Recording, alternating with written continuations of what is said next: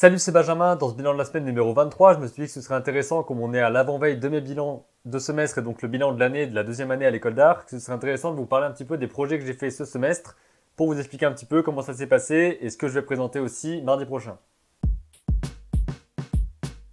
Je vous l'ai déjà dit, à la fin de l'année et à la fin de chaque semestre, en fait, il y a un bilan, c'est-à-dire qu'on passe pendant 10, 15, 20 minutes, non, c'est moins que ça, 15 minutes devant les enseignants et devant les autres élèves aussi s'ils veulent voir. On doit présenter nos projets dans les différents cours et nos projets d'une manière globale pour expliquer pourquoi on fait telle chose et comment on arrive à argumenter autour des sujets qu'on traite. Parce qu'en deuxième année, on est censé avoir abouti, pas forcément abouti, mais avoir entamé une recherche plus spécifique qu'en première année. Donc en première année, on va vraiment, on va dire, on va tester plein de choses puisqu'on a plein de différents cours. En deuxième année, c'est encore le cas.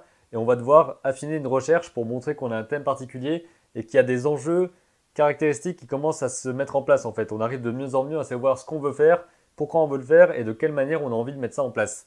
Alors aujourd'hui, je voulais vous parler un petit peu des projets que j'ai entamés ce semestre et peut-être aussi d'autres que j'avais fait au début de l'année par exemple, mais d'une manière générale, ce qui s'est passé dans les projets de l'école, qui deviennent de plus en plus aussi mes projets perso. Parce que je vous avais déjà dit que c'est important de pas forcément séparer école et ce qui se passe à côté. Le mieux, c'est que ça se mélange, on va dire, surtout dans un domaine comme ça, parce que je sais qu'en photographie, en vidéo, en dessiné designé, c'est un endroit, c'est un cours où on va faire plein de choses différentes, où on va apprendre à mieux dessiner, à mieux passer un message. Enfin, à mon avis, c'est comme ça que je le perçois. Donc, dans plein de cours comme ça, je me suis investi en gravure aussi, avec une édition que j'ai faite et que je vous présenterai après. Je me suis vraiment investi et la frontière entre projet personnel et projet fait pour l'école est de plus en plus mince parce qu'il n'y a pas de projet fait pour l'école en fait. On a des exercices, mais on est censé aussi prendre un peu le dessus sur ça et pas seulement faire les exercices pour avoir la note à la fin de l'année. Et voilà, on est censé plutôt construire notre propre expérience et construire des choses qui vont vraiment finir par être nos créations et nos œuvres et pas faire quelque chose qui soit pour l'école, si vous voyez ce que je veux dire. Et donc je voulais vous parler des projets que j'avais faits en commençant, par quoi je pourrais commencer. Je vais commencer par le dessin par exemple. Donc en dessin, il y a eu deux projets pendant ce semestre et ces projets-là, ça a été quelque chose d'assez minutieux pour moi parce que j'ai décidé de faire du petit format. Je vais vous montrer un petit peu ce que ça donne. Il y a eu deux petits formats, donc des formats de 15 x 20 cm, je crois, quelque chose comme ça. Et en premier lieu, il fallait illustrer un poème. Alors j'ai décidé de faire, je vais vous le montrer en plus grand juste après, de faire quelque chose d'assez sobre et j'ai bien aimé travailler ces choses-là parce que ça m'a permis d'être assez minutieux dans ce que je voulais travailler, surtout sur celui-là,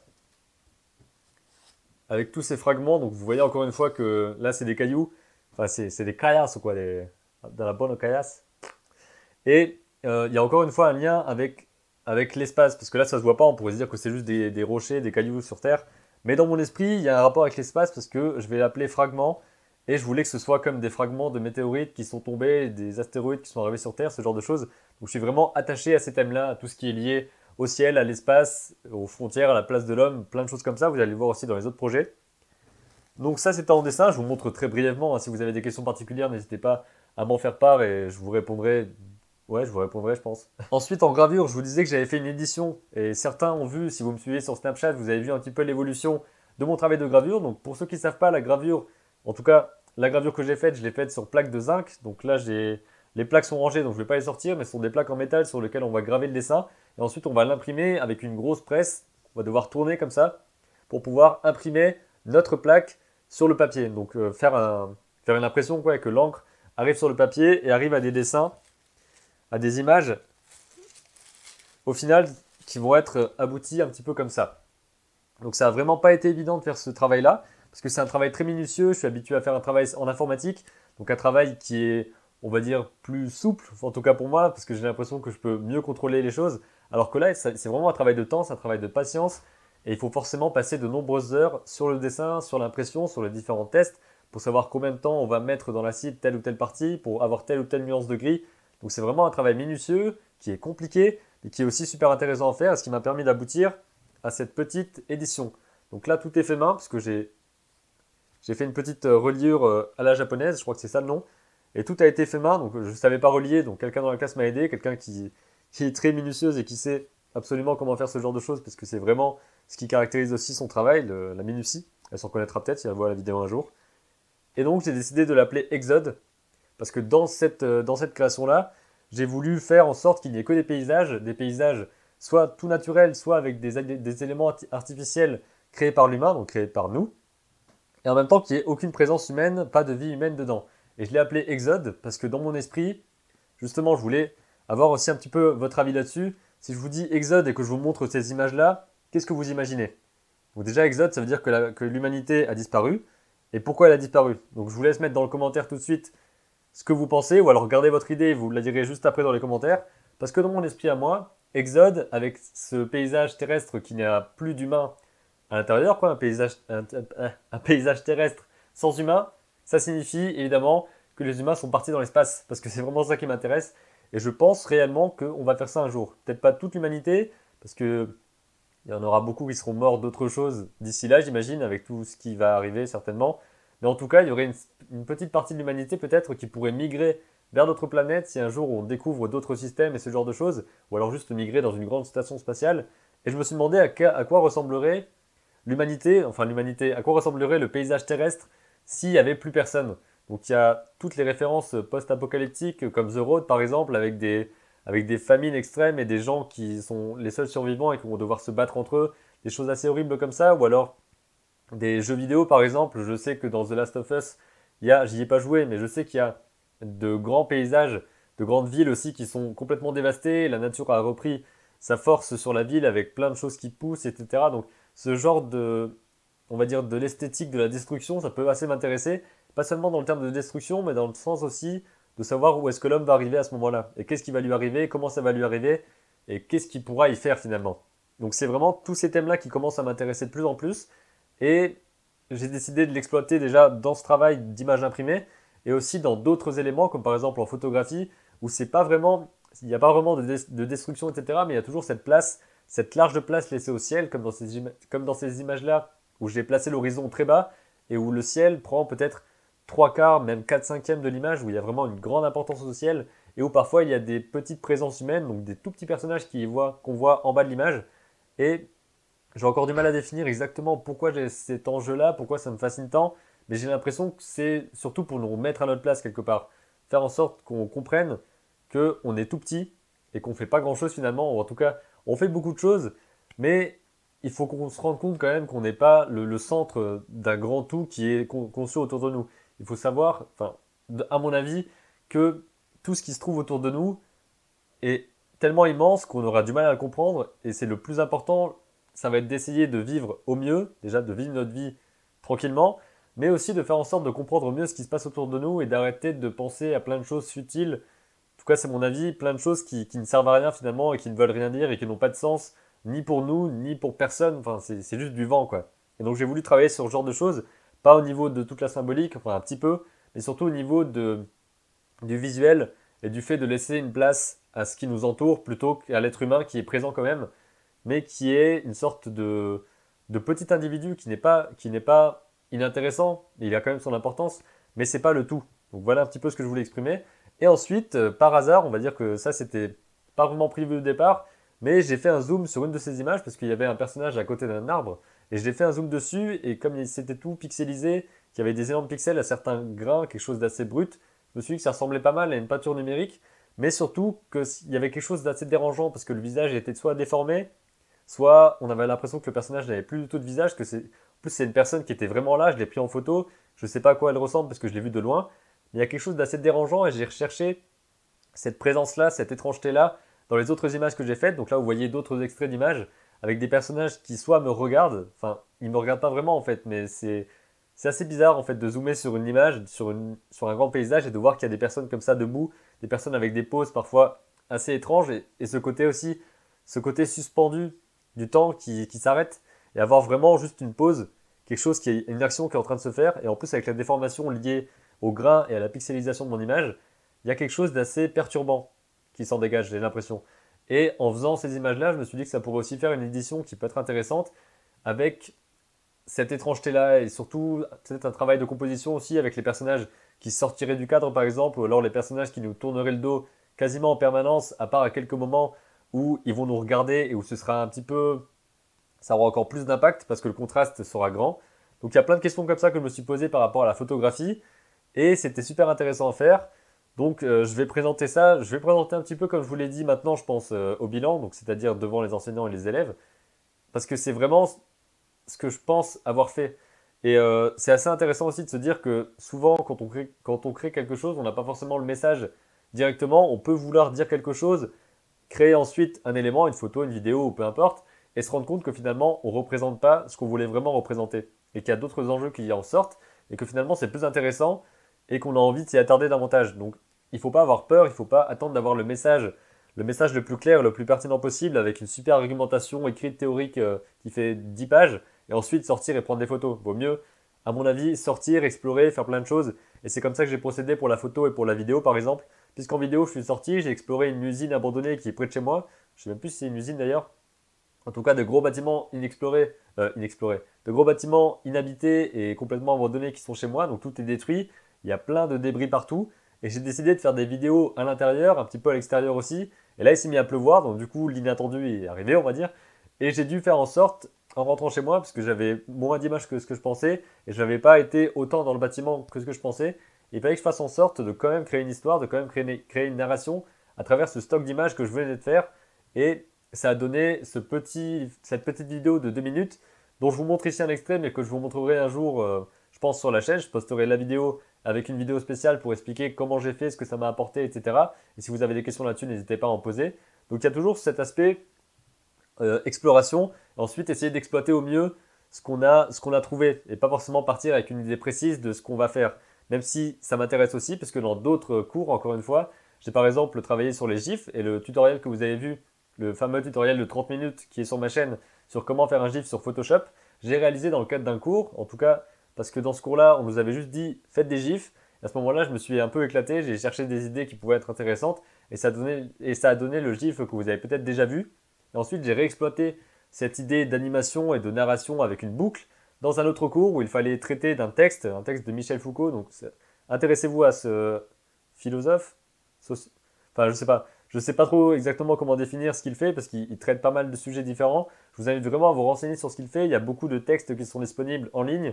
Il y a aussi beaucoup de vidéos, d'interviews de lui ou alors d'entretiens qui sont disponibles sur YouTube. Vous pouvez trouver vraiment beaucoup de choses intéressantes avec cet homme-là et donc on devait montrer qu'on avait compris ce texte-là à travers une production plastique. Et j'ai décidé de faire une animation avec un petit gif qui est celui-ci. Et je me suis dit que ça pourrait être intéressant de faire une série qui soit un petit peu plus critique en fait. Quelque chose qui ne soit pas dénué de sens, qui a un message particulier. Et faire une série d'animations en boucle comme ça, je pense que ça peut avoir beaucoup de sens, beaucoup d'intérêt. Et je vais m'y pencher, je pense, pour faire d'autres animations qui soient assez pertinentes. Et aussi pour savoir si mes animations, enfin la manière dont je les fais et la manière dont j'exprime cette idée peut être répandue très rapidement, parce que je vais tester par exemple de les placer sur les réseaux sociaux et voir si ça se partage, plein de choses comme ça. Donc il y a beaucoup de choses intéressantes qui se sont faites à l'école. De quoi est-ce que j'ai pas parlé? J'ai pas parlé du son par exemple. En son, j'ai décidé de faire un son qui soit assez désagréable, c'était vraiment l'objectif. Je voulais faire quelque chose qui, qui essaye d'avoir une réaction, enfin qui essaye de provoquer une réaction physique chez celui qui écoute. Et j'ai décidé de l'appeler suffocation parce que c'est une note que j'ai mise avec FL Studio, que j'ai mise en crescendo permanent pendant 3 minutes. La note ne fait que monter et on a l'impression que ça va jamais s'arrêter. Et je sais que lorsque j'écoute ce genre de son, j'ai l'impression que je ne sais pas à quel moment respirer en fait. Et là, je vais vous passer un petit extrait, donc ça ressemble à ça.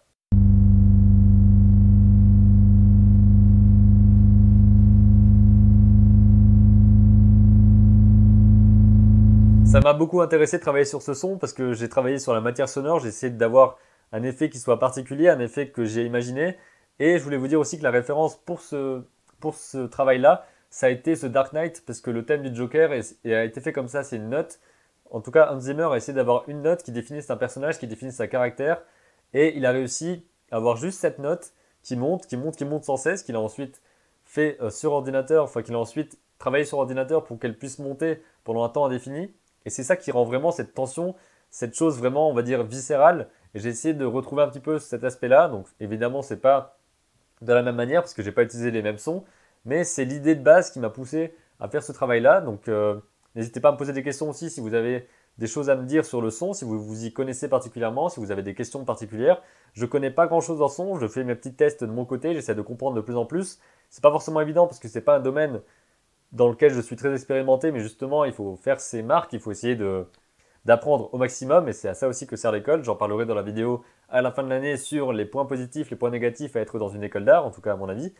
Et je voulais vous parler aussi finalement de design, parce que en volume, j'ai décidé de travailler un petit peu sur le design en concevant une chaise. Donc une chaise, ça paraît simple comme ça, mais c'est un des exercices qui est classique et complexe. On va dire que c'est un petit peu comme la balle qui rebondit en animation. Ça semble simple comme ça, mais en fait, c'est pas évident parce que il y a beaucoup de, comment dire, de critères qui arrivent, qui se mettent en place et qui posent beaucoup de questions par rapport à plein de choses, par rapport au poids, à la mobilité, à la forme en elle-même, à la fonction, plein d'éléments comme ça. J'ai fait plusieurs maquettes en plastiline, donc c'est une sorte de pâte à modeler qui est un peu plus résistante et qui se travaille aussi différemment. En tout cas, c'est une pâte à modeler beaucoup plus travaillable, j'ai l'impression, je crois, je suis pas sûr. Et j'ai fait plein de formes comme ça pour définir quelle fonction pourrait avoir mon siège, avoir aussi un côté peut-être un peu aléatoire, un petit peu hasardeux, et un côté très manuel aussi, parce qu'on est forcé de manipuler vraiment la plastiline et de créer des formes qu'on n'aurait pas forcément créées en simplement les dessinant, puisqu'ici on va travailler la texture directement, donc ça va être aussi